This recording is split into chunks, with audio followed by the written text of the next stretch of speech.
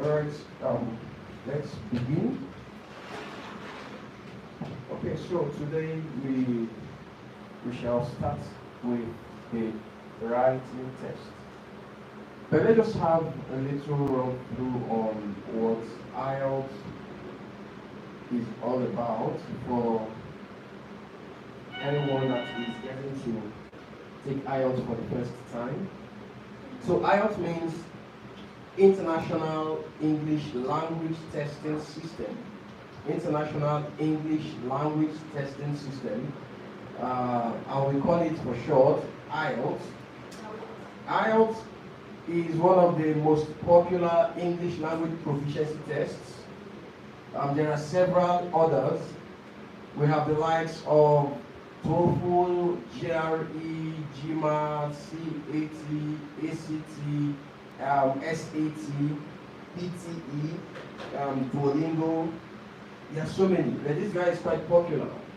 Now, IELTS is of different types. So we have the IELTS for study, we have the IELTS for job, we have IELTS that is used to apply to reunite with a family who is settled, for instance, in the UK. Right? So, if you are applying to study abroad, the IELTS you are to take on should be the academic IELTS. If you are a nurse and you want to apply to work in the UK, or you want to apply to work generally, the type of IELTS you are to write is the academic IELTS for nurses. But if you are not a nurse and you want to apply for a job outside the country, you are to write the general training IELTS. General training IELTS. Okay. Now let's also understand that the IELTS exam is conducted following two formats. We have the CD, or you call it CBT, and then we have the paper-based test.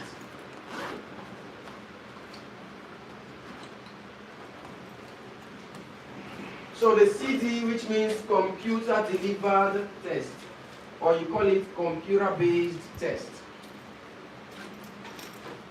That format of the IELTS test, you would be expected or required to write the exam on a computer system. So if you are not conversant with a computer, don't go for it, because you'll be gambling with your money and the test. Right? So it is better you go for the one you are very much conversant with. Of course, that might be the paper-based test. Some persons might say, but my writing is bad. Right? So if your writing is bad, don't worry about it. They are not marking, they are not giving additional mark to anyone with beautiful handwriting. But just ensure that your writing is legible, it can be read. Okay, so these are the two formats of the test. For the computer-based test or computer-delivered test, your result comes out just 3 to 7 days after your exam. Your results will be out. But if you're taking on the paper-based test, of course, the paper-based test is the format where you have to write with your pen or pencil on a paper. The examiners are going to provide you with writing materials, but just the answer scripts. They don't provide you with pencil and pen. You have to go with that. Okay, so there you would be writing on paper, and then your result comes out 15 days after. Okay? Now, let me ask, what are you going for? General training or paper or academic IELTS? Gina, please can I have the second mic? You're going for academic IELTS? Yes. What is it used for? It's used for, it can be used to study and to work. For study and for work. Everyone can use it for work, right? Yes. Not everyone. It's only for nurses. Okay, yeah. If you're not a nurse, what do you use? General. General training IELTS. For non-health practitioners you make use of general training IELTS for job applications. But for study globally, generally, you have to write the academic IELTS. Alright, so the IELTS generally is banded, right? It comes in band scores. Okay. So it begins from band score 2.0 to 9.0. Okay? We'll just keep it around. Thank you. Now, if you are applying for anything, you need to find out what band score you are required to have. Right? So you work towards it. If you are so brilliant, of course you can have 9.0. Some people have hit that. 9.0 will also give you, it will be like a business for you, because business in the sense that if you score 9.0, I would send your name to IELTS. They refund back the money you reach for registration. Right? And then we here at TATEC will also refund 10K from your training fee. So it's good business. Right? You're making lots of profit. So work towards 9.0. Does it sound difficult? Look at the business side of it. Look at the business side of it. And put in as much effort as you can and hit the highest band score. But if you're unable to hit the highest band score, please land on the band score that will qualify you for whatever application you are filing. That is the most important thing. Don't plan to write IELTS twice. We don't actually pray for that. Okay? So what you need to do is work hard to write it once. And to write it once, you need to dedicate the required practice time for IELTS. Okay? So as you put in the required practice time, you will begin to see your improvements getting better naturally. Okay, so let's begin. The IELTS test is divided into 4 modules, which we call the listening, the reading, the writing, and the speaking.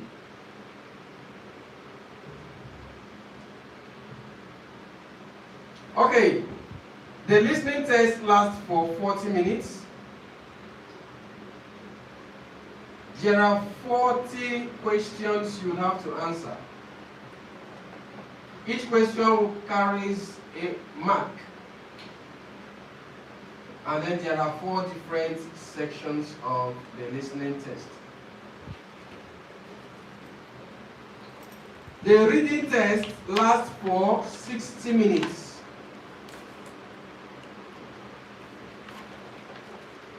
There are 40 questions.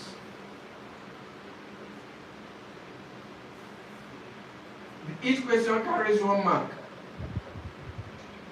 And then there are 3 long passages that you have to read and answer questions. Now we have the writing test. The writing test lasts for 60 minutes. But the writing test is divided into 2 parts, which we call task 1 and task 2.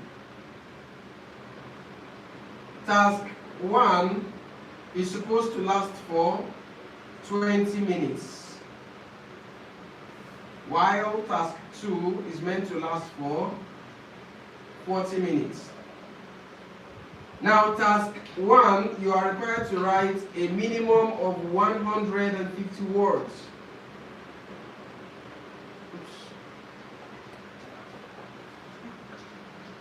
150 words. Whereas task 2 should have at least 250 words. Okay? 40 minutes. You're writing. It's supposed to be 40 questions. No. Reading. Okay. In the reading aspect, you said 60 minutes, 40 minutes. So I think it's 40 questions. Oh, yes. Thank you so much. Thank you. Yes, 40 questions. Thank you. Now, your task 1, the highest rate you would get from it would be 33.31%, while your task 2 gives you 66.69%. Then let's go to the speaking test. Here you spend about 10 to 15 minutes. And then it is divided into 3 parts.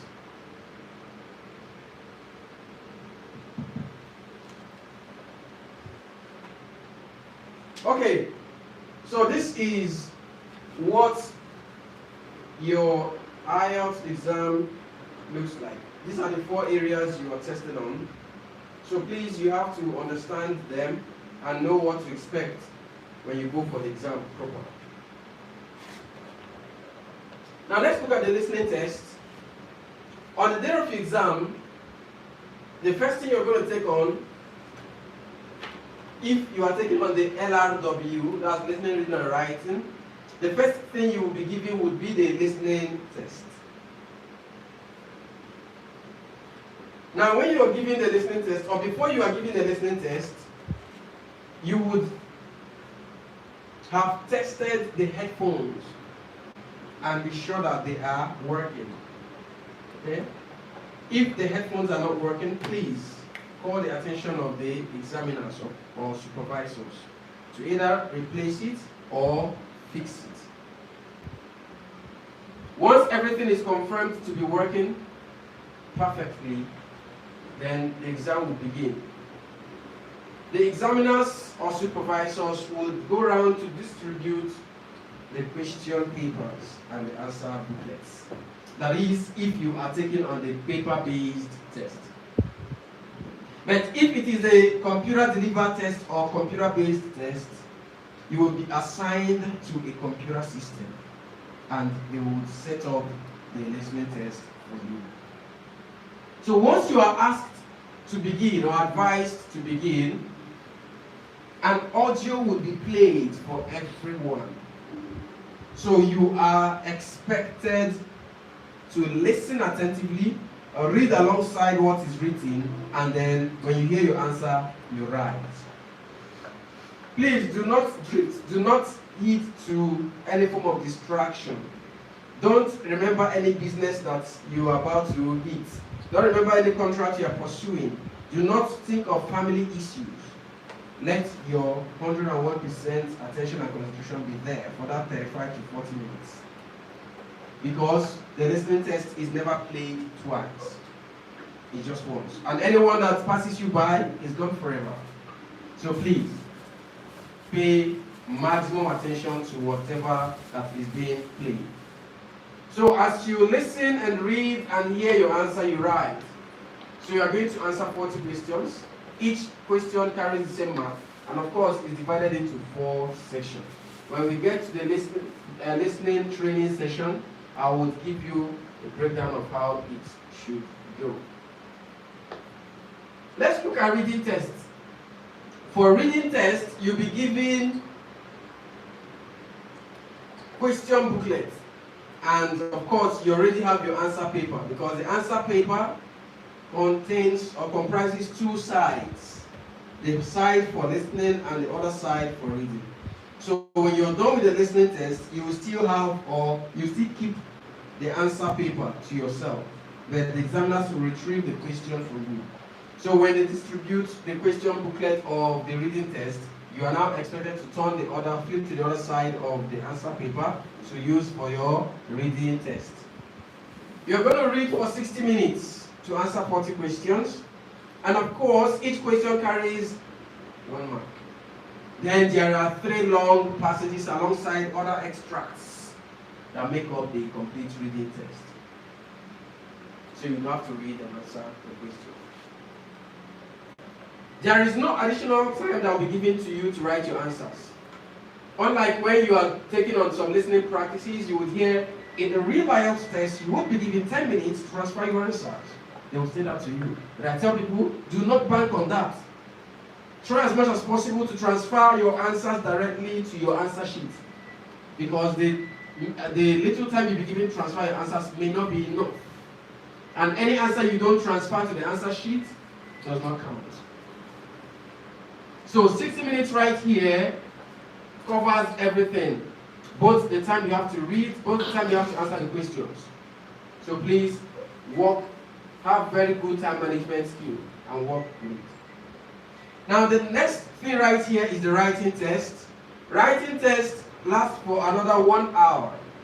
And then it's divided into tasks 1 and 2.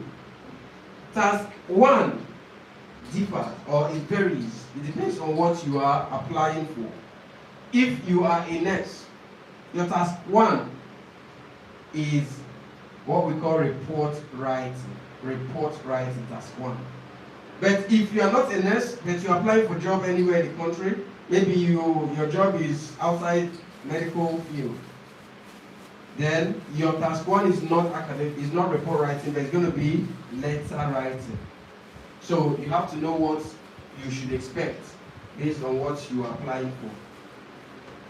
Then task 2, whether you are a health practitioner or you are not, your task 2 remains the same. It's an essay. You're going to write an essay. So you're going to have 2 questions to work on, whether you are doing academic or general training. So the 2 questions will be the task 1 question, which may be report writing for academic test takers or letter writing for general training test takers. Then the task 2 is the essay question. You must treat the 2. It's not optional for you to choose anyone you like. You have to treat the 2. Then the 2 you are to treat, you are always advised to apply or treat the first task in 20 minutes. Within 20 minutes, complete your task 1. Then task 2, you are allotted 40 minutes to treat your essay. Then overall, it would amount to 60 minutes. That's 1 hour. For your task 1, it says at least 150 words. What does that mean? You should write nothing below 150. But you can write more than that. Okay? While your task 2, write not less than, or do not write anything below 250. But you can write more than that. Right? So these are the rates allotted for each of the tasks. Then, speaking test, which lasts for 10 to 15 minutes. There are 3 parts of it. Right? Now let's understand that during your LRW, that's listening, reading, and writing, you are going to do them alongside over 50 or over 100 or over 200 other test takers in the same hall. You are going to take on these 3 at the same time, but simultaneously. But in speaking test, you may likely have your speaking test before the listening, reading, and writing, or after the listening, reading, and writing, if you have subscribed for the paper-based test. You don't get to do your speaking the same day. But if it is a computer-based test, it is most likely you will take on the 4 areas the same day. Right?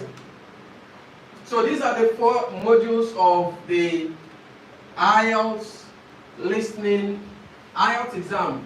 So please begin to practice intensively. Nobody can be over-prepared for IELTS. It's not possible. So you need to practice as much as possible. So let's begin. Task 2, which is an essay. Essay has more marks and more required number of words. Essay has more time. And essay is so foundational and rudimental that we cannot go to any other module until we have completed essay. Because it has some important topics you need to learn and understand. So it will be easier for you to now take on other areas. So task 2, which is an essay, let's look at what examiners work with. First and foremost, when you practice listening test, as well as reading test, you will understand that if you listen attentively, the answer you get for question 1 If he listens attentively, he will still get the same answer. Then you are two different locations if you are doing the same task. If it is reading test and you are doing the same exercise, the answer you get, if you read carefully and gets the right answer, it will be the same. That means listening and reading test answers are fixed. They are the same. Whether you are in Ghana or you are in Qatar or you are in Nigeria, if you do the same exercise and you listen attentively or read carefully, you will all get the same answer. But in writing test, it is never the same. Your interpretation of a question, that's where the whole thing even begins to change. You are trying to solve the same question. When you read the question, you will interpret it in your own way. Now, when you begin to solve the question proper, you realize that your choice of words will always be different. It will always be different. So you really need to be careful. Be sure to understand what you are actually taking on. Now, your dictions matter a whole lot. That's why IELTS examiners now say, okay, we want to get to evaluate everyone's writing using certain yardsticks. So that when we read her interpretation of a question and we read his interpretation of the question, we will be able to evaluate what they are able to do. Hence, these are some of the yardsticks with which examiners evaluate whatever task or whatever you have done for your writing test. So first, we have what we call task achievement.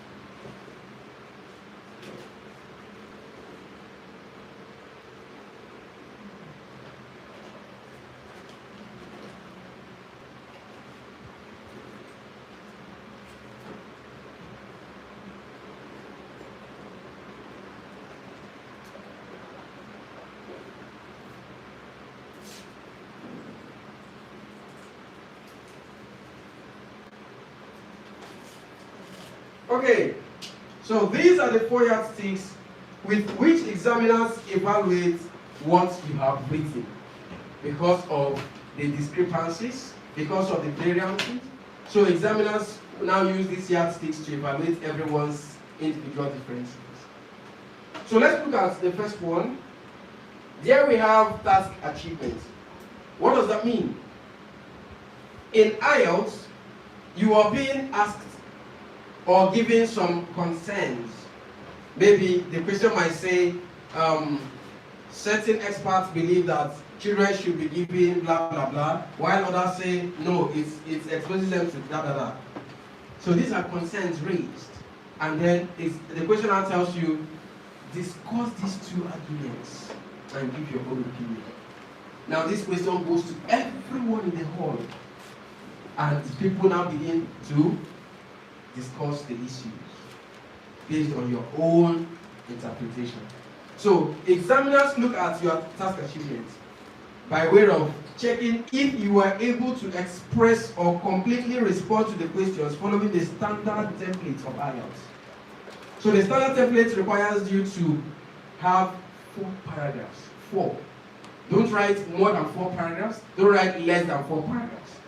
So task achievements will show that you have your introduction, you have your two body paragraphs where you discuss the issues, and you have your conclusion. So these are the 4 paragraphs you should have. And in the body paragraphs, the paragraphs 2 and 3, you are required to treat in detail whatever concern that has been raised. Right? So by that, you are considered to have completely responded to the question. That would afford you certain marks for task achievement. Next here is task cohesion and coherence. So what is task cohesion? Your ability to show clear understanding of questions. Alright?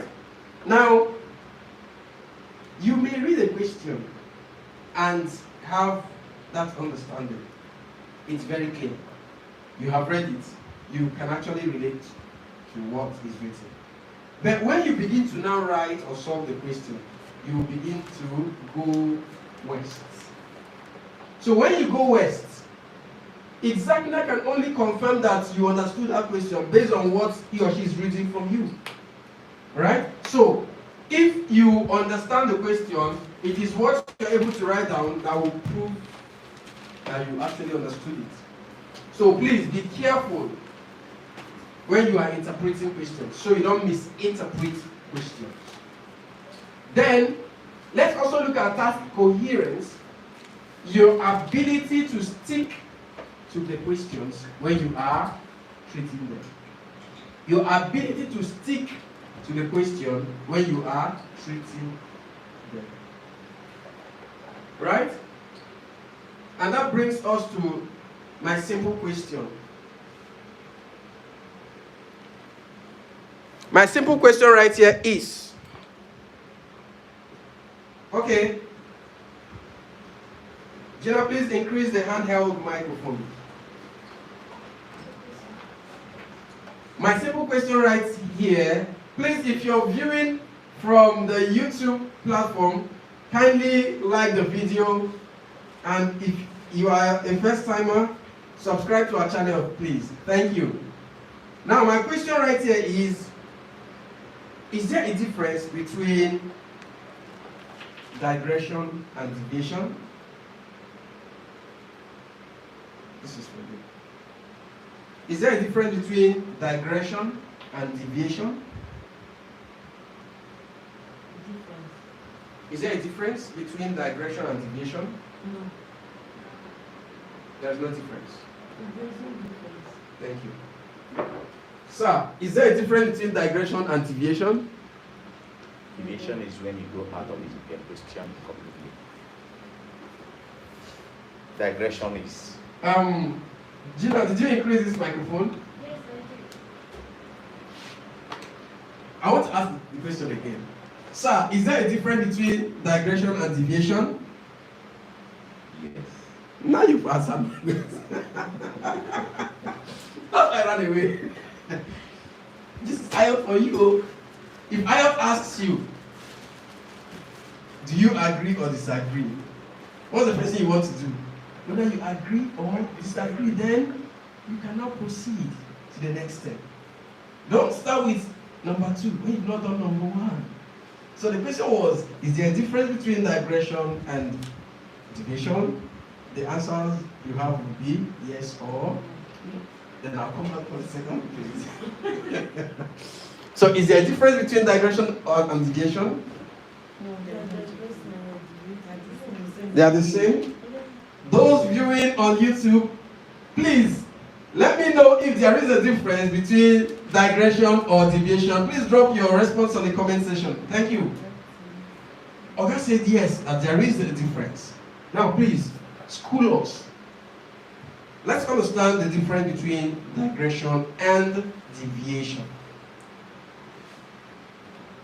Digression is when you go out of the box a little. But deviation is when you go out of the plan entirely. Thank you so much. That is perfect. There is a difference between digression and deviation. Deviation is when you are speaking in the balablu, when you are giving people a lot of bulaba. That is total deviation.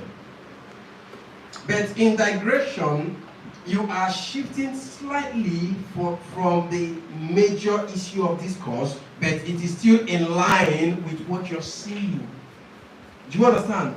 You are citing an instance that is still related to what you are talking about, but you are not using the major point or subject you are actually talking about. So people tend to have more understanding of what you are trying to portray. Do you understand the difference? Okay. Now, when you are responding to questions, of course, it is okay for you to digress so that you can buttress your point, so that people will actually have clear understanding. But please do not deviate. Deviating means you're writing OP. You know what OP is, right? You're going off point. Off point. You've derailed. Okay? So please, interpret questions correctly, and when you're writing, stick to that path you have chosen. Right? So that would pass the impression to the examiner that you actually understood the question and you have shown task cohesion and task coherence. Alright, let's go to the next one, which is the lexical resources.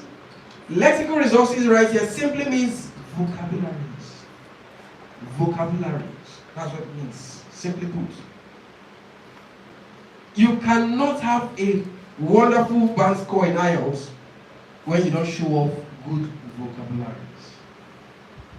So you need to work on that. You need to work on your vocabularies. By vocabularies, what are we looking at? We are looking at you showing off synonyms. You showing off antonyms if necessary. Right? So please work on your vocabulary bank and have a lot of that. Now, when you are using vocabularies, it is perfect you express things in the past, present, and in the future. It is also excellent for you to express things using advanced words. Please, advanced words. But that doesn't mean you should use high-sounding words that examiners would have to start using Google to look for their meaning before they read meaning to what you have written. There's no such time. Don't borrow the idea of Honorable Patrick, to speak about Krinkum Krankum, the Higi Haga. Alright? Just be very precise to whatever context you're trying to express, but make sure you're using a little bit of advanced words. Now, the last one right here is the grammatical range and accuracies. The grammatical range right here is talking about how you are structuring your sentences. Are you making it just simple sentences? That's not what IELTS means. IELTS expects you to show off advanced sentence structure, such as compound and complex sentences. That's what you need. Ensure you are expressing yourself not in brief write-ups and sentences, but show off compound and complex sentences. That's for grammatical range. Then, while you are still writing, IELTS is looking to see how you are able to express situations that had happened. So talk about past tenses using past tenses. And when you are expressing things in the past, also consider the subjects. So if you are using a subject that is plural, ensure to use plural indicators so that the sentence will be accurate. So that's what they are looking at when it comes to accuracies. So don't say, they was there. Is that a bad English? They was there? They was there. Okay. Please, correct my English. They was there.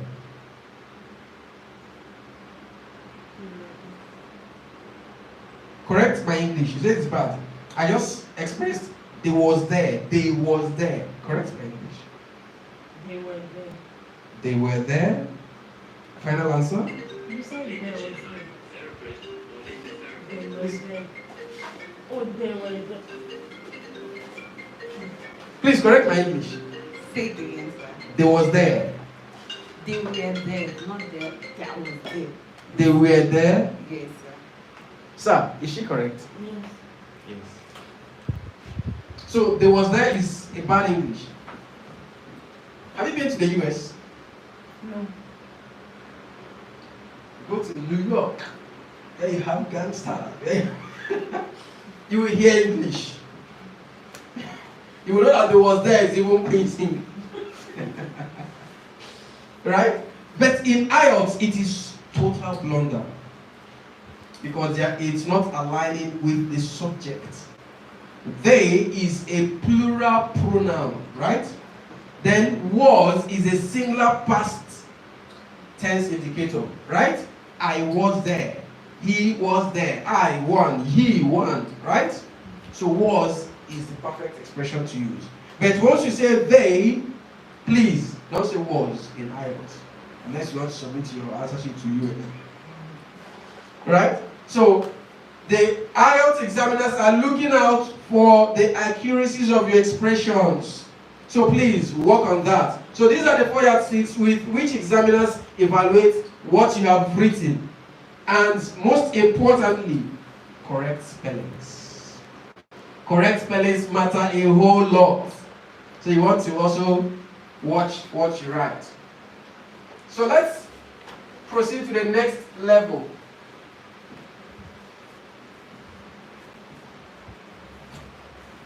IELTS examiners want to see you make what we call advanced expressions.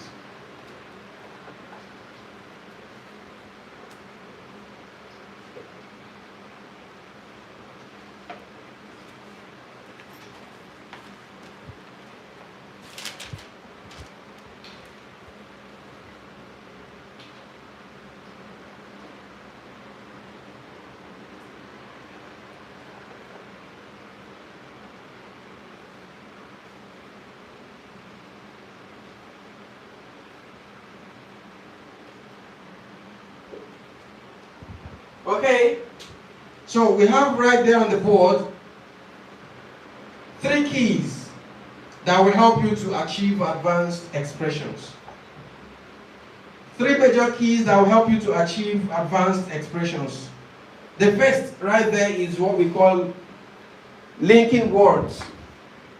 Now, what are linking words? What do they mean?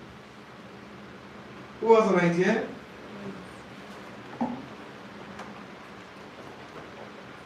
Please tell us a little bit about linking words. I think linking words are words that like join 2 sentences together. 2 sentences Talk to the together. mic. I Let them think, hear you. I feel linking words are words that join 2 sentences together, like and also.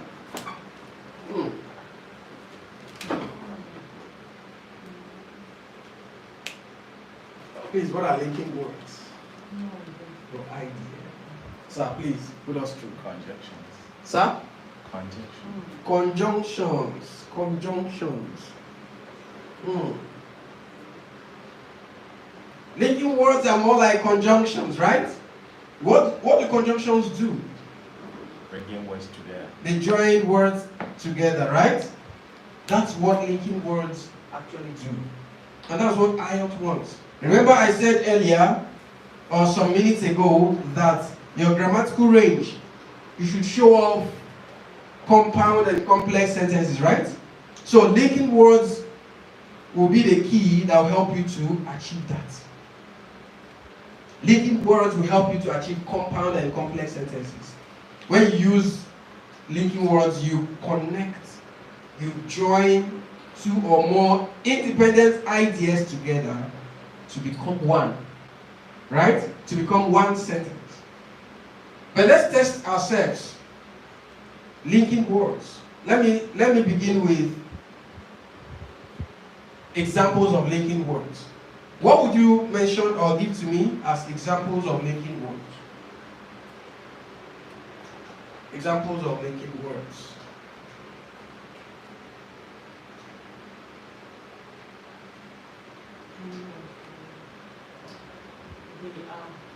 Examples of linking words.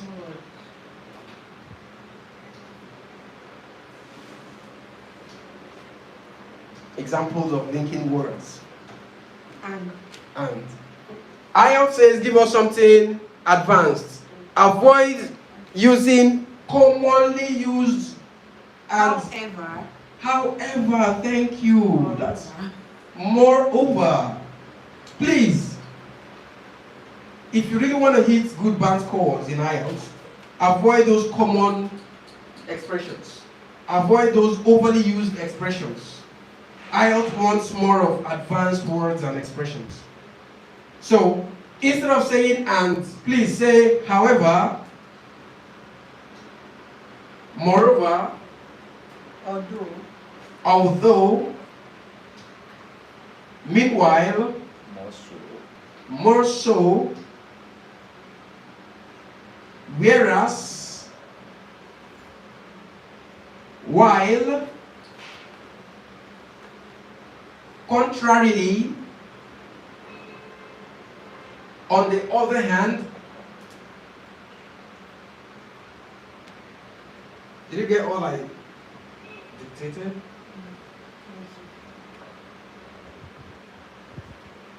Contrarily.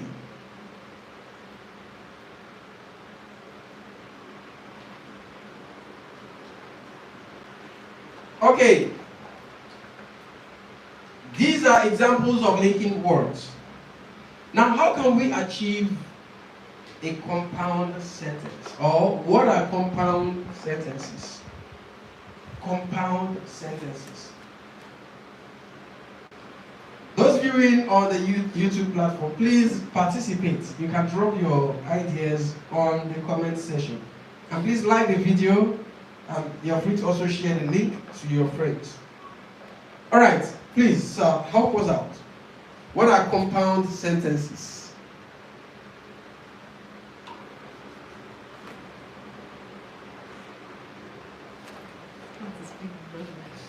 What are compound sentences? Compound sentences are more than two sentences or two. I don't know where is that? Did you say words that are big? More than two or three sentences. Is it joining two sentences together? Thank you. Compound. Joining two independent sentences together. Sentences that can stand on their own naturally. You then put them together to come up with just one sentence. That's a compound sentence. That's what IELTS means. Right? And what do you use to connect them? What do you use to join two independent sentences together? Linking words. That's what you need.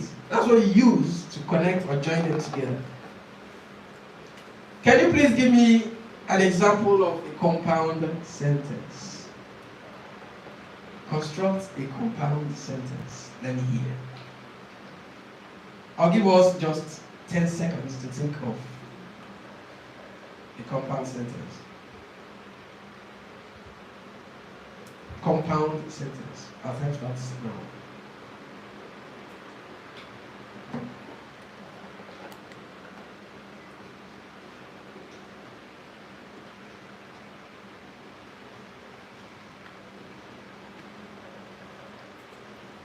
Okay, it is ladies first, everywhere, even in the classroom. So, I went for my IELTS classes today. I went in. nice, nice, nice. Aha. So, just your compound sentence. In the graph, okay, the first line graph illustrates the consumption of food in UK, whereas in London, the consumption of food is low. This is how you know people that have been practicing for IELTS. All right, thank you. That's perfect. Sir, give us a simple compound sentence.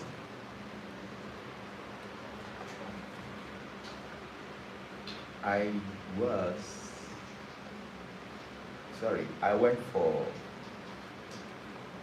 went on holidays when I'm supposed to be training for IELTS.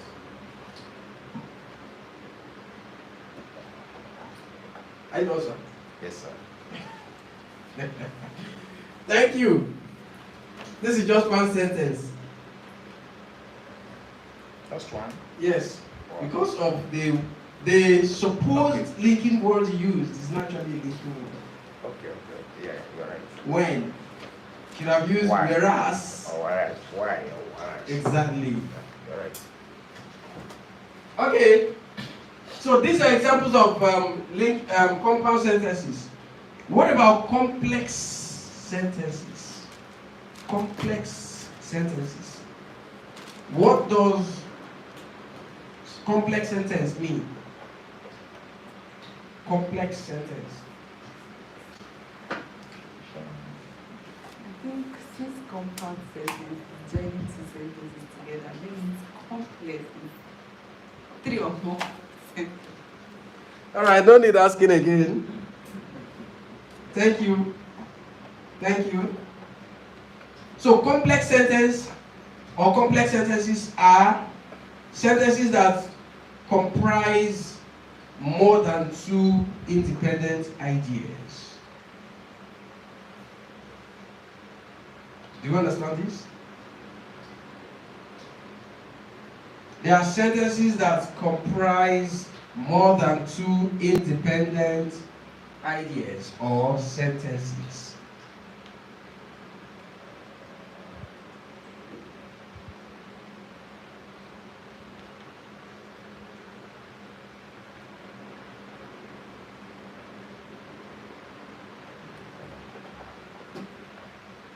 Okay, let me give you a little example of a compound sentence. Last year, I traveled with my family to Paris.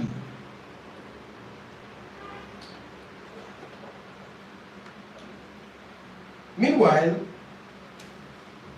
I had returned from a brief official assignment prior to the trip. Notwithstanding, before we returned back to our country, we also had a stop at the US to see a family friend. This is a complex sentence. But you said compound, I was wondering. Oh, really? Yes. Oh. I said I wanted to give a little example of a complex sentence. Last year, we embarked on a trip to Paris. Meanwhile, I had returned from an official assignment prior to that trip. Notwithstanding, before we returned back to base, we had a little stop at the US to see a family friend. All of these is just a sentence, right? So please, this is what IELTS needs when you are writing. Show a lot of advanced expressions using linking words. It will definitely and automatically help you to achieve compound and complex sentences. Let's go to the next one right here, which is sequencers. What are sequencers? These are words or phrases. Sequencers are words or phrases. Sequencers are words or phrases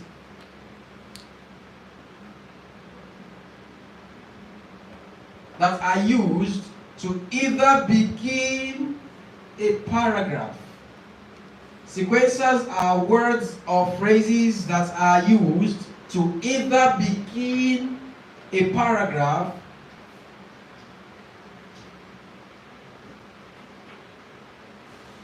or introduce an additional idea in a paragraph.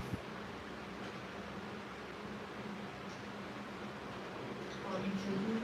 An additional idea in a paragraph.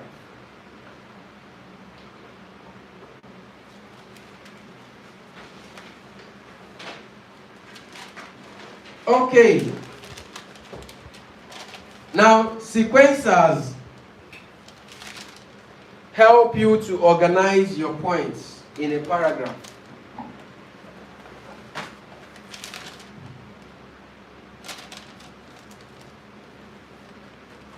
Sequencers help you to organize your points in a paragraph.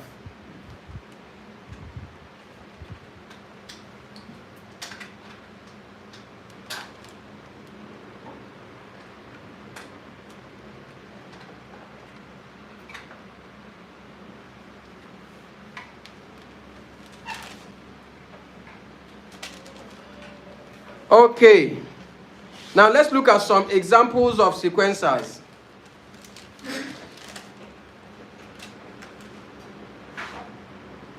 Examples of sequencers would be,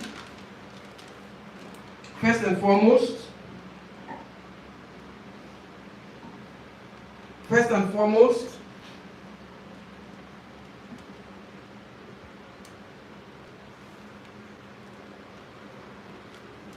furthermore,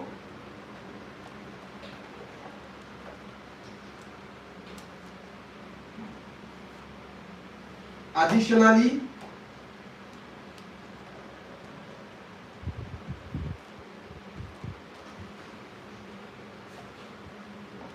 subsequently,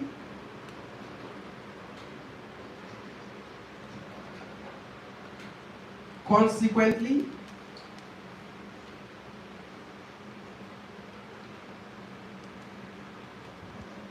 nonetheless,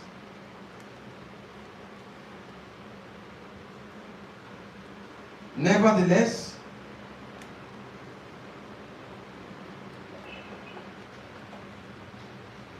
contrarily, Nonetheless, it should be one word. contrarily,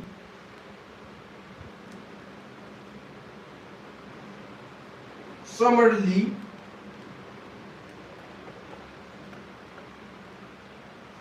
conclusively,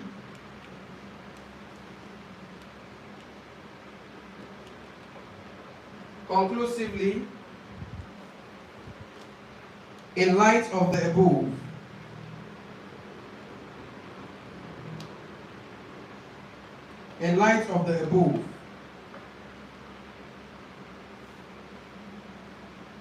These are sequences you can use when you are writing.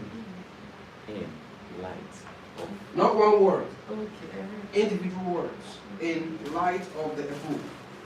You can use these expressions, these phrases or words to either introduce a new idea in an existing paragraph, or you can use them to start a fresh paragraph.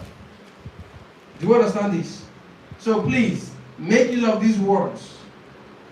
It is also important for us to understand when and how to apply these words. Well, I'll have to take you back to the linking words. Please, this is yours. Thank you. When can we use, in what situation is appropriate for you to use, in what situation is it appropriate for you to use the word however? Joining words, linking words.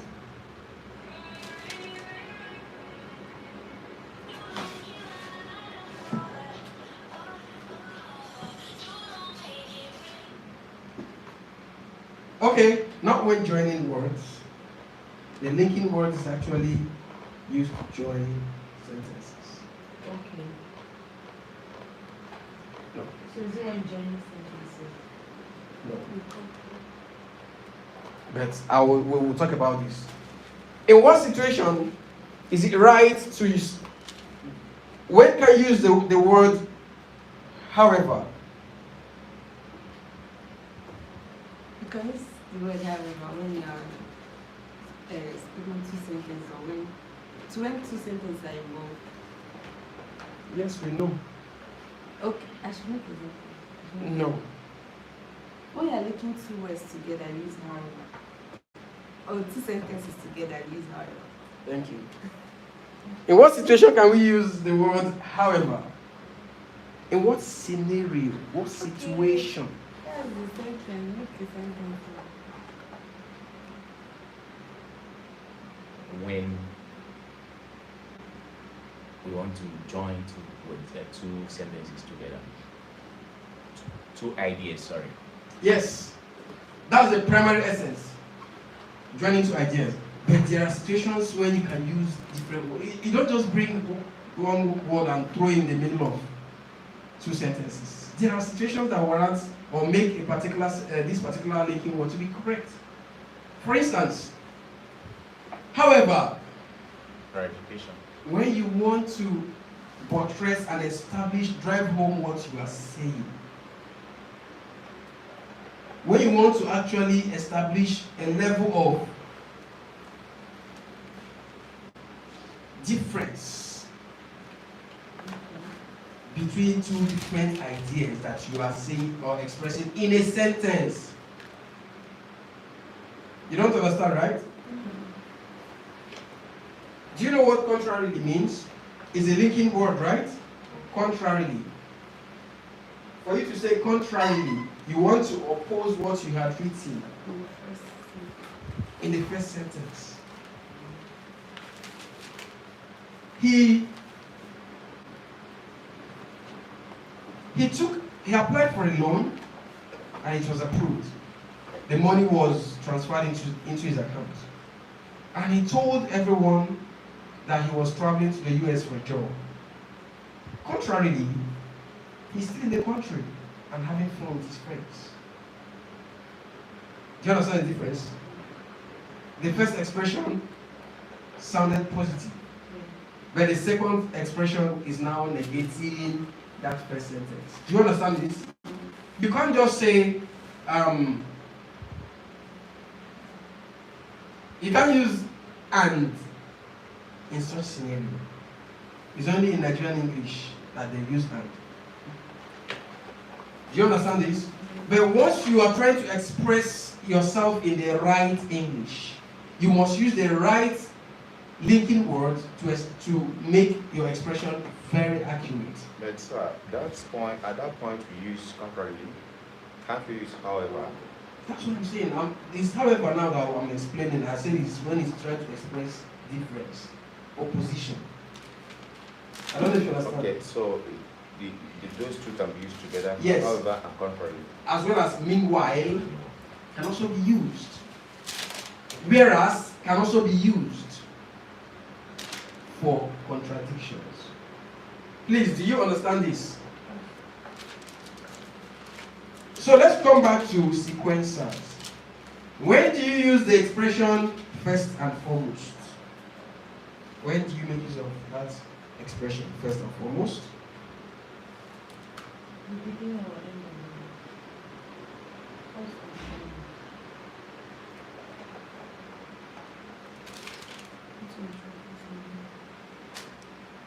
In the beginning of the sentence. Can I answer? Yes, sir.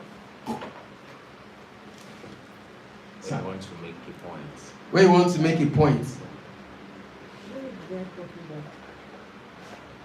I think it's when you want to begin a paragraph. Aha! The right expression. When you want to begin. When you want to begin. Yes, you're going to make a point. But when you At the beginning of paragraph. do you understand? Yes.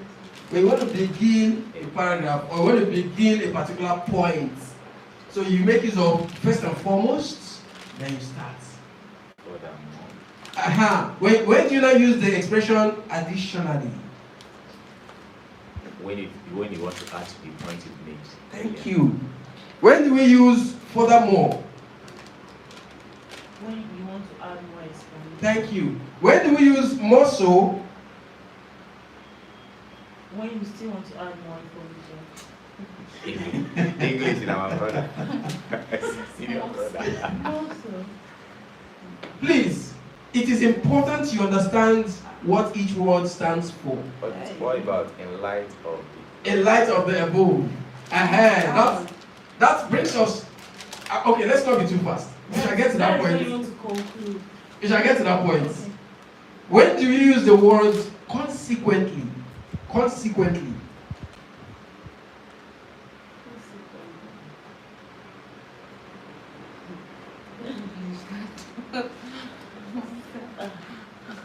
use the word consequently? When it keep occurring. So when do you use subsequently? It's still the same thing. Yes. Is that not the same? Are you serious? You use consequently when you want to talk about the resultant effect of something, the consequence of a particular action. That's when you say consequently. Okay. Is that correct? Yes, sir. But subsequently means in furtherance, right? So the other one means when there is contradiction. When there is an effect Okay. of a particular thing, then it is a consequence. So you are saying consequently he was deported.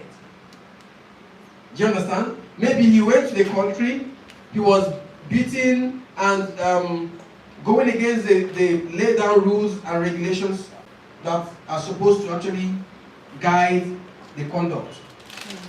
Because he is so used to the system in his country. Then, as a way of making life easy, he was invited and cautioned about the disobedience and breaking of rules. But he went back and still continued. Consequently, he was brought back home. Do you understand? So, bringing him back home is the consequence of his disobedience to the rules. So please, it is important to understand when to apply certain words when you're writing. Let's now go further. When do we use the word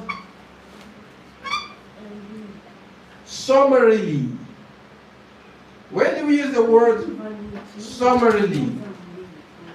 Sir, when do we use the word summarily? We use the word summarily when we are concluding. When you want to Conclude. When do we use the word conclusively? It's the same thing. When you To want to summarize. summarize. I thought she would say it. To conclude the sentence. All right. Summarize. To conclude, Okay. you use conclusively. To summarize, Summarize. you use summarily or conclusively. When do we use the word in light or the expression in light of the above? If you want to say a new thing like or Honorable. in light of the above. Honorable of the mind. In light of the above, sir, what does it mean?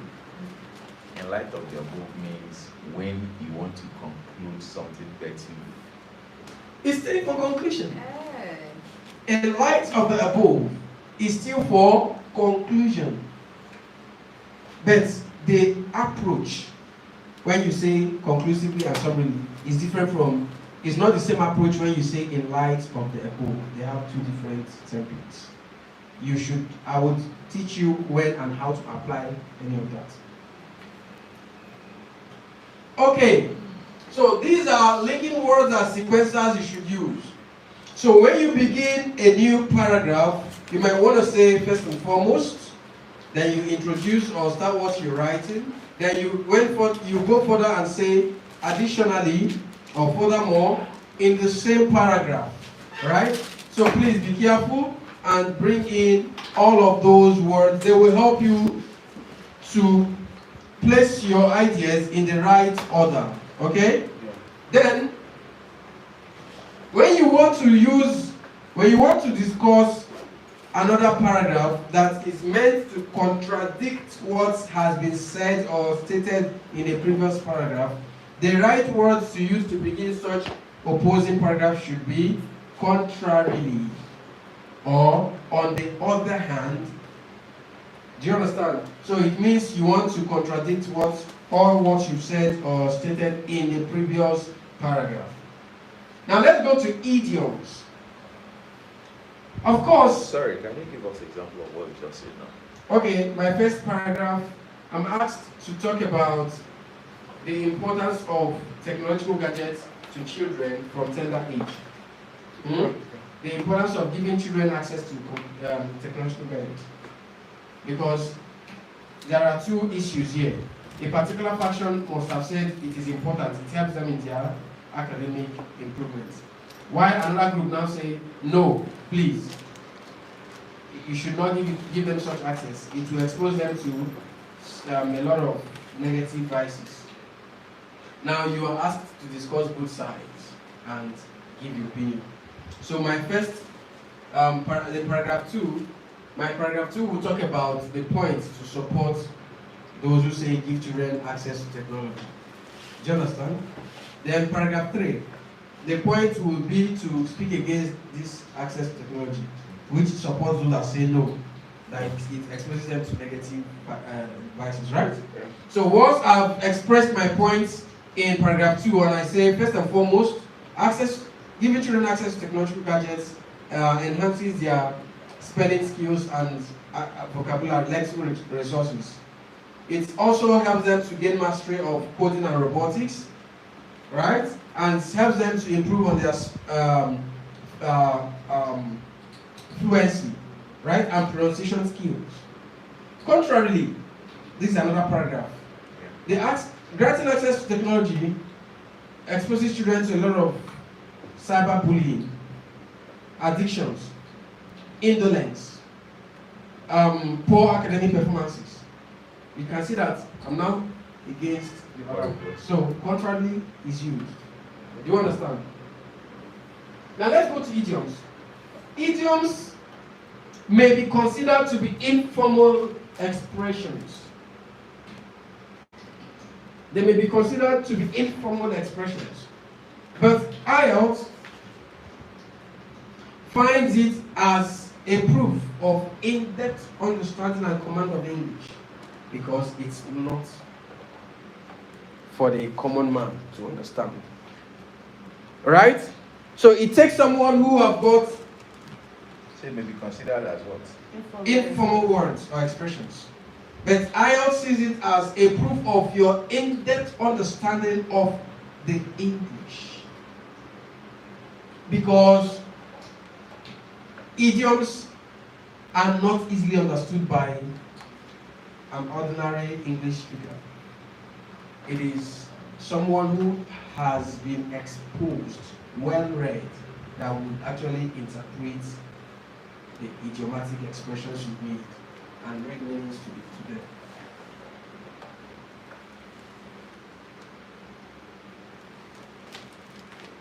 Are you distracted?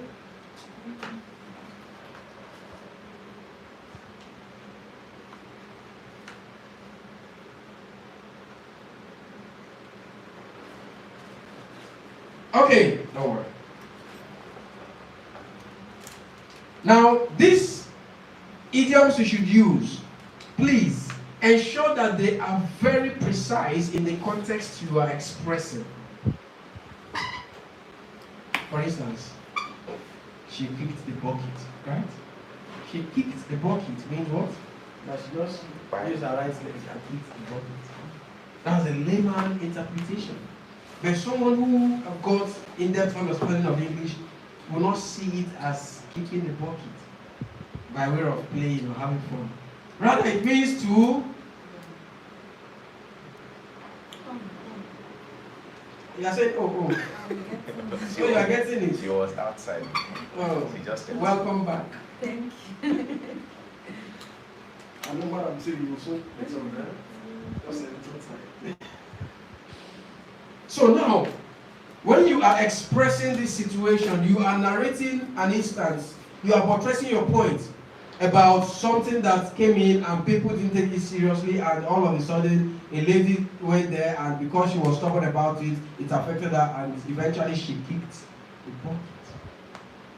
Do you understand? Mm-hmm. So she passed. She passed on, or she passed away? She passed on. She passed away too. Did she pass out? No. All of them, both. Pass out.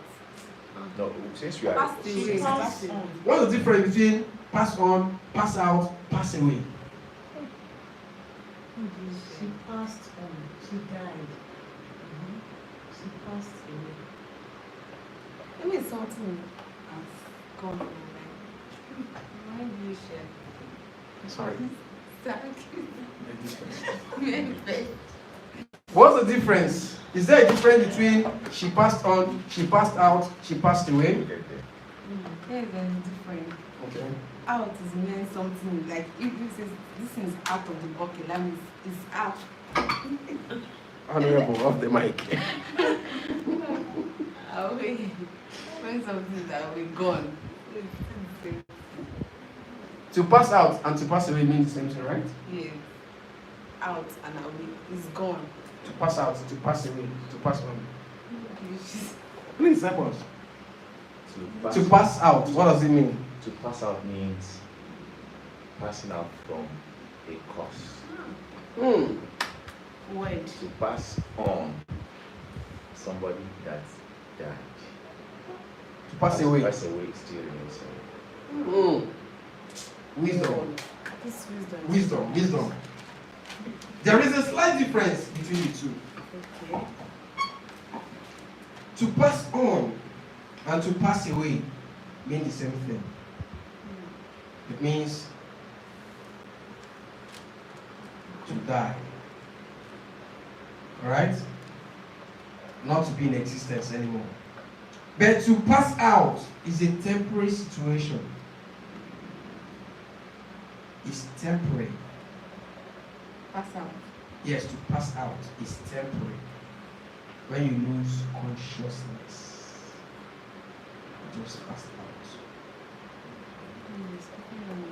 Do you understand this?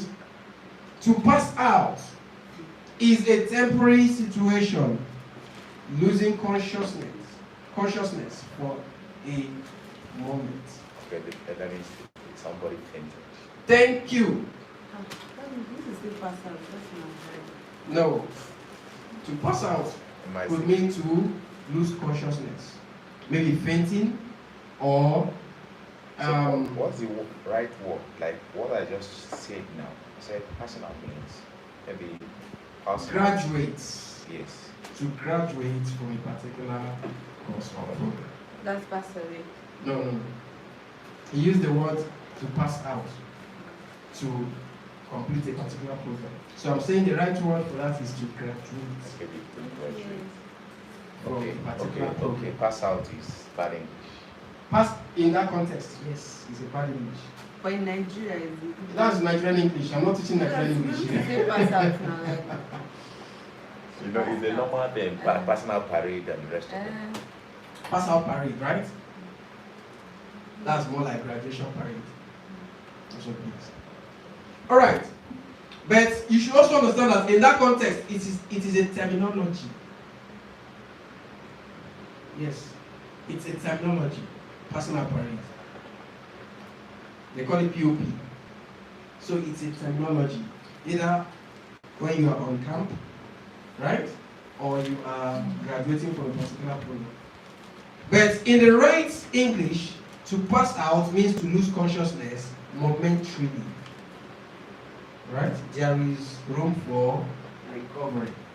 Unless one now deteriorates and progresses to a higher level of passing out. You know the higher level, what do we call it in medical field? Higher level of passing out. When the person has entered comatose. Coma. That's higher level. At that point, it is infinite. Thank you. Now, these are expressions that you make in idioms that not every man would understand you, except someone who is well traveled or well read or well exposed. Another one you could hear, a stitch in time saves what? 9. You know what it means? A stitch in time saves 9? What does it mean? I will answer it with another idiom. A stitch in time saves 9 could mean make hay while the sun shines. Do you know what that means? Another idiomatic expression.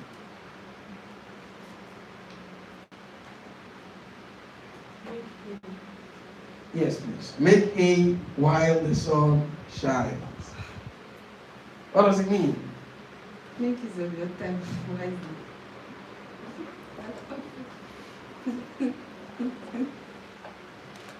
Okay. That's correct anyway. make hay while the sun shines. It simply tells you that time waits for no one. So that's why I started by saying idioms are considered to be informal expressions. Why is it informal? Your interpretation varies from another's, right? So, and I went further to say it is better you apply it in the context you are trying to pass. Because if you misapply it, it will thwart the entire meaning you are trying to pass in that message. So please, note that. By this one now, we are writing IAS. The interpretation will it still be same?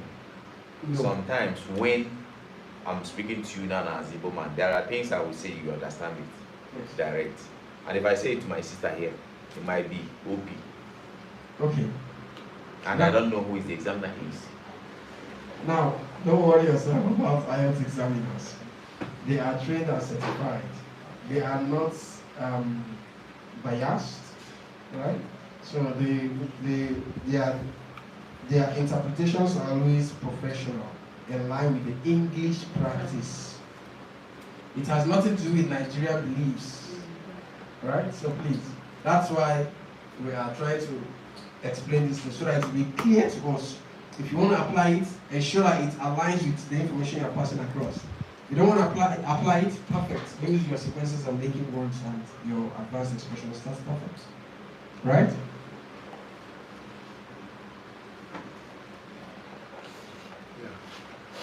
Okay, so let's go to the next level, which is the formula for writing essay.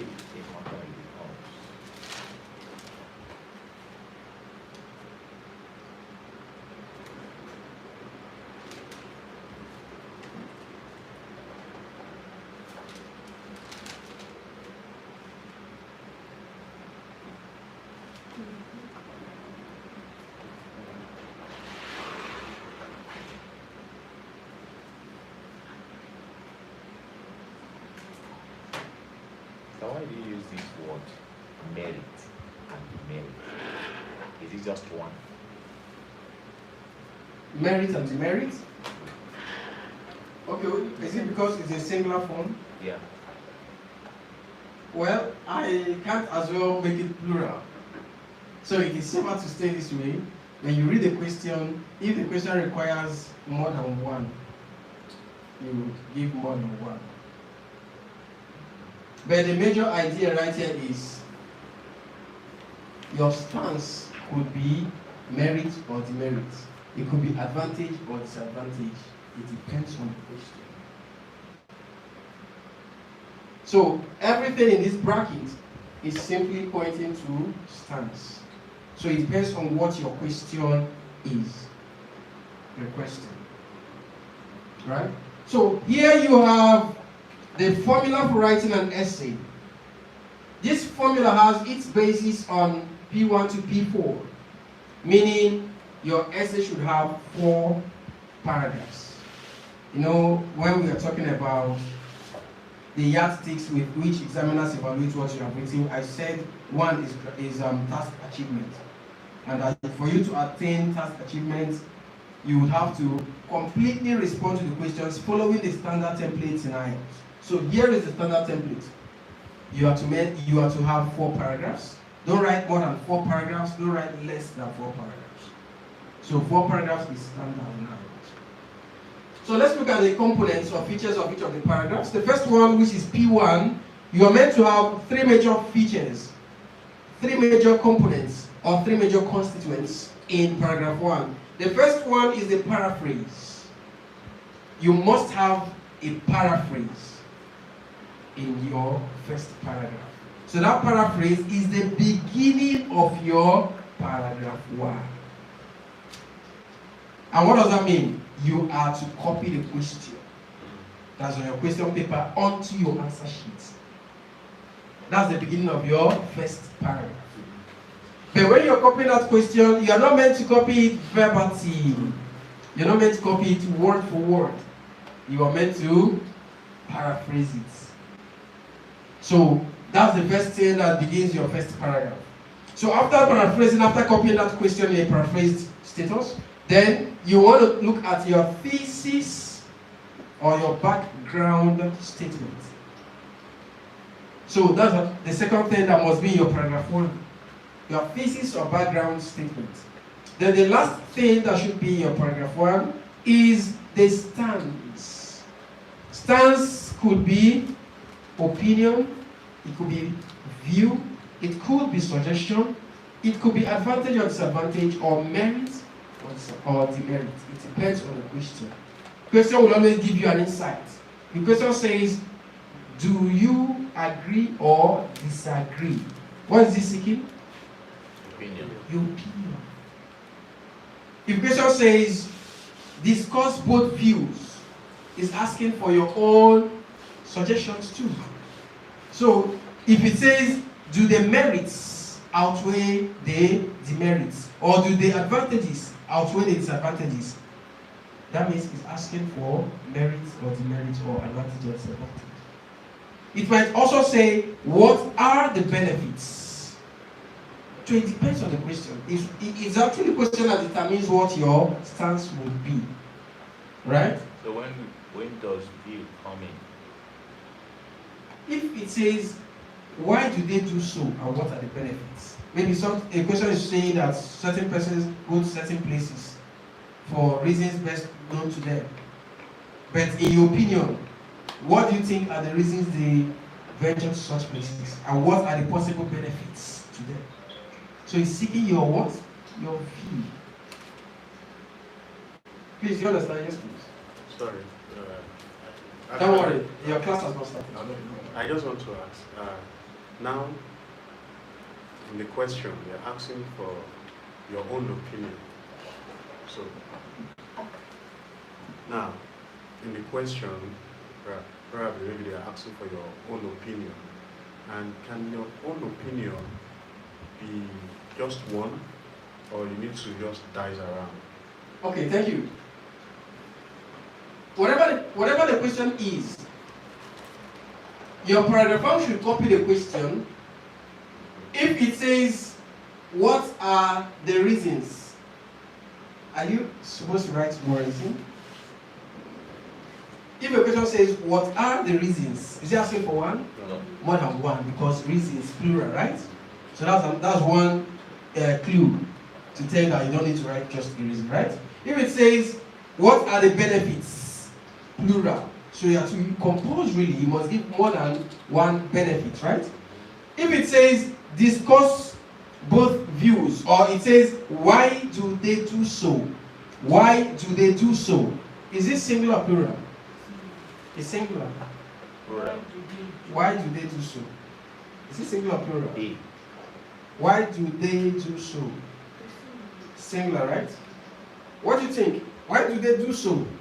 Is he asking for one reason, or two reasons, or three reasons? Plenty reasons. Plenty reasons. Plenty reasons. Why do they do so?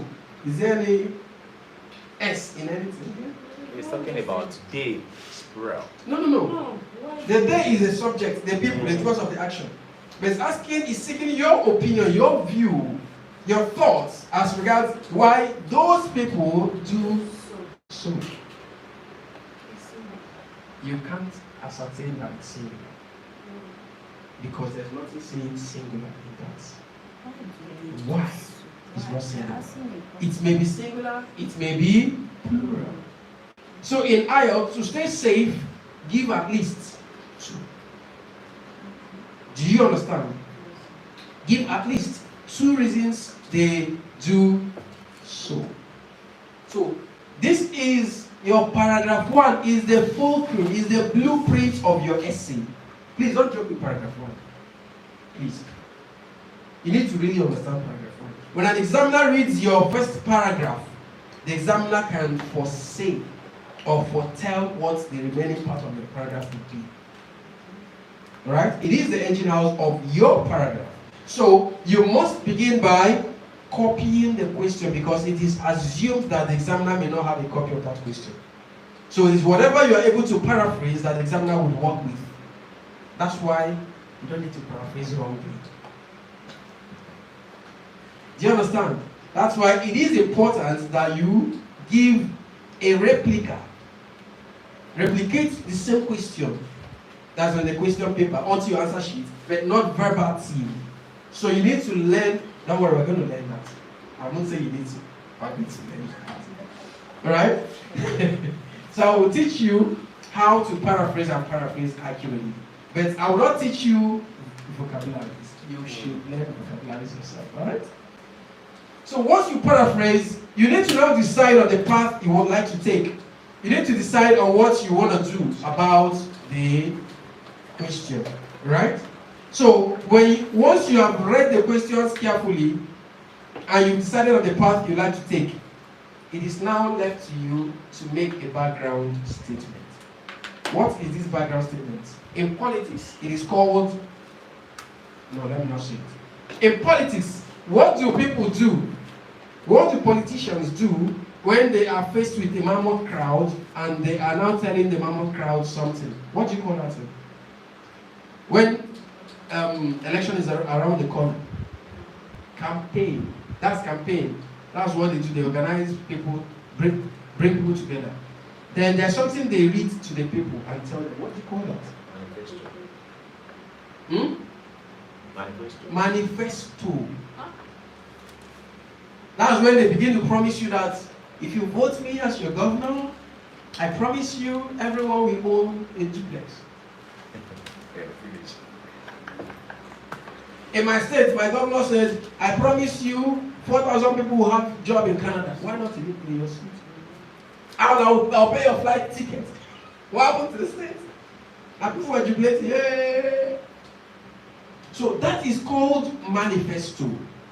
In IELTS, your manifesto is your thesis or background statement. What does that mean? You must clearly establish what you will do in the essay. You must clearly establish what you would or what you intend to do in the essay. Right? And after that, your thesis or background statement, you now establish, write clearly your stance. But you do not need to establish your points, the points you're going to discuss when you are giving your background statement. You don't need to include that. But you need to give a green light to tell the examiner, I'm going to do this and that. But don't add the points there. For instance, if the question says, do you agree or disagree? And you feel you have better points to agree. You don't need to give the points that you're going to use to show your agreement. But you need to establish that in this essay, I'm going to write to agree with the issue raised. Please, you understand the difference? Then your stance should be clearly spelled out, clearly written in your paragraph 1. And after that, you go to your paragraphs 2 and 3. These two paragraphs are where you need to now discuss the points that you thought out before saying, I'll be doing X, Y, Z in this essay. Are you understanding what I'm trying to explain? The points that made you to decide that it's better I agree because I have more points here. Those points, these are where you come to discuss them, paragraphs 2 and 3. So, your paragraphs 2 and 3, you're supposed to have your topic sentence for each. TS means topic sentence. Then you have your body paragraph. That is the detailed aspect, the detailed version of your points, the topic sentence.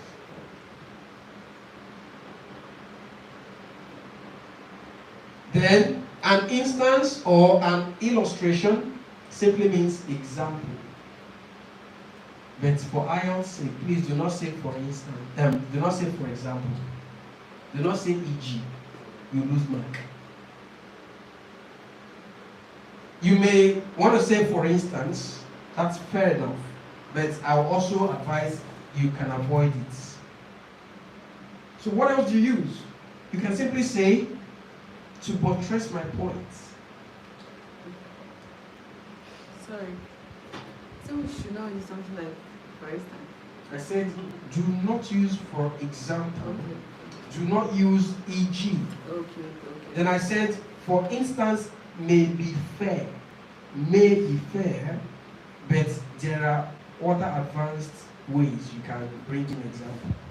So I'm just giving you to further buttress my point. To further buttress my point, or you say to elucidate further, to elucidate further, or you say one good instance to support my opinion. When it is one. One good instance. The example must always be one in each paragraph. That's all. One good instance. One good instance to support my opinion.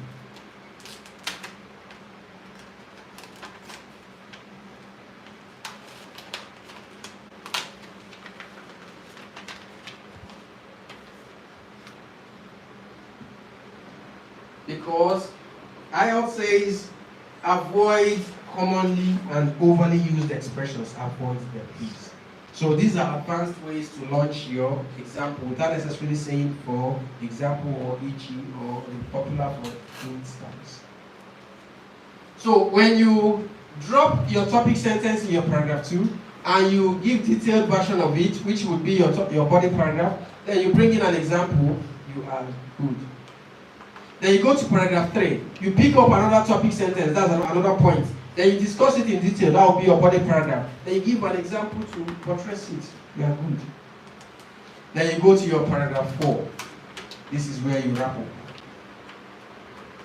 So to wrap up, you are advised to use some of the advanced expressions.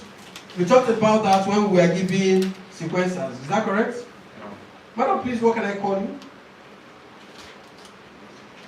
What can I call you? Mabel. What can I call you? Jennifer. Chief, what can I call you? Salami. Salami. All right. Now, when we were talking about sequencers, I gave a list of words you should use, and I also explained further when and where to apply them, right? Thank you. Please, this is your microphone. For conclusion, what words can you use? In light of that I read that. goal. Or summary. Thank you. Thank you. Just read out. Let them hear. What word can you use? That's the last part. Conclusively. Perfect. So, please, ordinarily, people may use in conclusion, right? Some may say to summarize or in summary. Some people say Yes. in essence. Okay. So I'll say to wrap up. Like Who is I see the bad English? they are. Eh? For IELTS, they are. In essence too. Yes. In essence. What does that mean? As In much of importance. essence, yes, like what I'm trying to say is. That's the importance. Right? Yes. So please, use the right advanced expressions to draw your conclusion. During news broadcast, you would hear them say, that is the news at 10. But just before we go, hear the news headlines.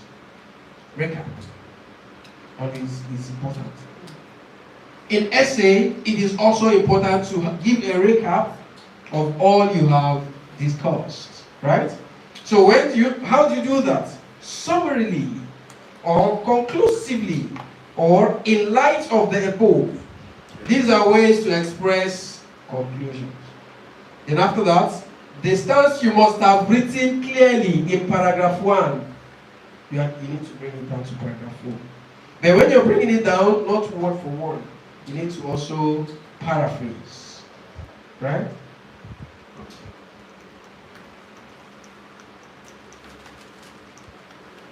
Alright, this is the way your essay would look when you are treating your essay. Please, correct spellings matter a whole lot. Correct spellings matter a whole lot. So please ensure to check your spellings and carefully try as much as possible to correct yourself where you have wrong spellings. Most times, teachers will tell you, cross your T's and dot your I's. In IELTS, don't only cross the T's and dot the I's. Please proofread. Proofread, because you might not see the I's to dot because of exam condition. You might not identify the T's to cross because of exam tension. But if you go through what you have written, you may stand higher chances of spotting errors. Although it's not a guarantee that you will spot them. This is why professors, when they write books, they give them to other people to read. Those who will read them based on what they are seeing. Because when you're writing, whatever you're writing is coming from your mind. So sometimes the mind swallows some. You won't write them. And when you are proofreading, you might also at that point skip that part because your mind has also provided it in your head. So the only way out is finger pointing. When you do your finger pointing and read, you will be able to spot that is missing, A is missing. So you add that. Okay, so 10:50. 10:50. in 10 minutes, let me show us something.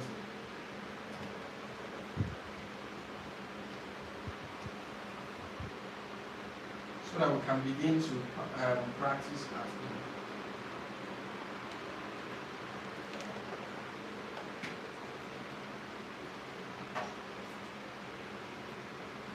Sorry. People who sit in front, we only see them as intelligent people. Those are the bad, you see them as. Yes, sir. Don't worry, it's coming to you after this. Okay, please, what do you think paraphrasing is all about in your own words? It's about changing. It will have the same meaning, but you have to change the words. Not writing out the word for word from what you are saying. They have to change the verb. It has to give the same meaning from what you are saying. Perfect. See where people in front. Amazing. Okay. So paraphrasing, from note taking, paraphrasing is a writing technique. Paraphrasing is a writing technique of paraphrasing is a writing technique of restating an information. Is a writing technique of restating an information using synonyms or phrases that still retain the original idea.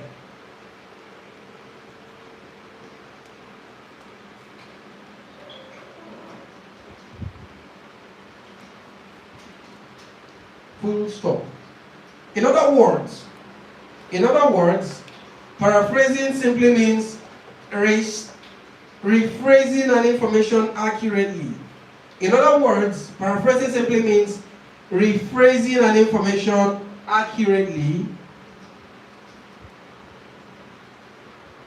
devoid of ambiguity, accurately, devoid of ambiguity,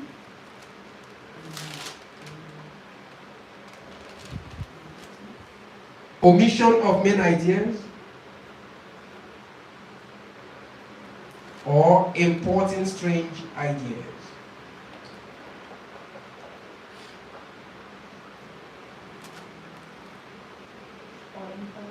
Strange ideas. Okay, so this is what paraphrasing simply means.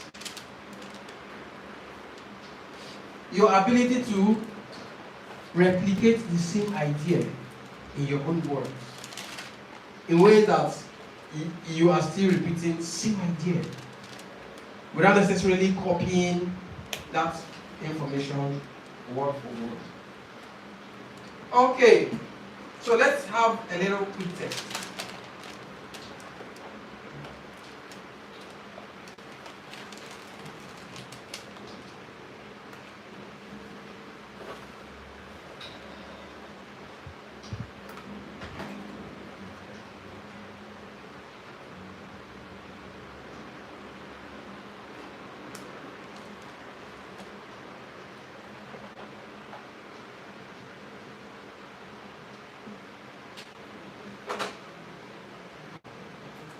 Okay, so right there on the board, we have a quick test.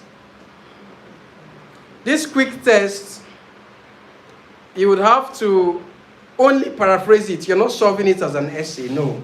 You have to just rewrite the question, and that's all I want to see. So please, copy the question. Copy the question. Once you're done copying, I will set a little time for you to now paraphrase the question on your, somewhere on your notes.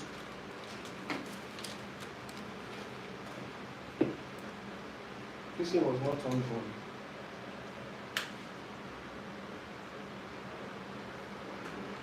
on. Okay, are we done copying?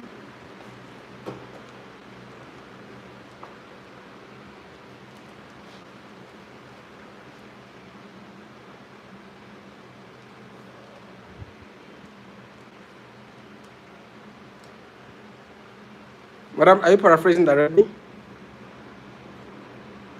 Are you paraphrasing already? No, sir. Okay, are you done copying the question? Yes, sir. Is are you done copying the question? All right, so we are to start